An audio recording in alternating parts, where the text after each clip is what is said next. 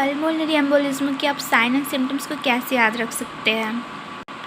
तो मैंने एक ट्रिक बनाया है जिसमें मेरी एक पड़ोसी है पल्लवी से आप पल्मोनरी एम्बोलिज्म याद रख सकते हैं।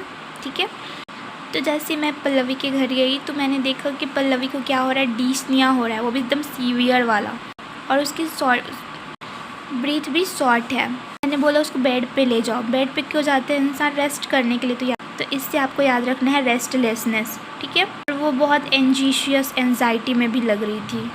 तो मैं एक नर्स हूँ, तो मैं अपने घर से लेके गई सारे वाइटल साइंस के इंस्ट्रूमेंट कि चलो अपने दोस्त का वाइटल लिया जाए। तो जब मैंने उसका बीपी लिया तो क्या उसका बीपी कम आया, और जब मैंने उसके हार्ट रेट देखे, पल्स देखा, है ना, तो ये सारे क्या बढ़े हुए इंक्रीज़ रेट में आए। उसका टेम्परेचर भी इंक्रीज़ था, मतलब इंक्रीज टेम्परेचर था, टैकीकार्डिया था, टैकीपेनिया था, है ना। और डिस्निया और शॉर्टनेस ऑफ ब्रीथ कब होती है? जब हमको प्रॉपर अमाउंट में ऑक्सीजन नहीं मिलता है।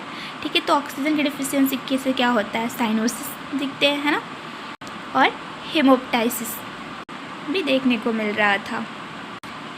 मतलब आप इसे इजीली अंडरस्टैंड कर सकते हैं कि जैसे आपकी कोई दोस्त है जिसका नाम पल्लवी है, उसे पल्मोनरी एम्बोलिज्म है, आप याद रख सकते हो।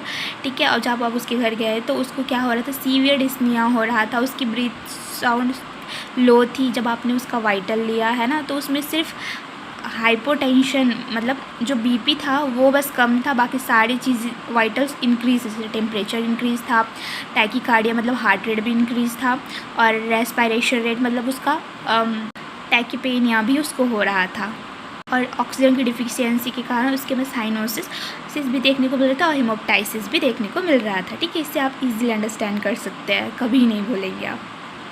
आई होप कि ये न्यूमोनिक आप लोगों के लिए बेनिफिशियल होगा। Thank you for watching.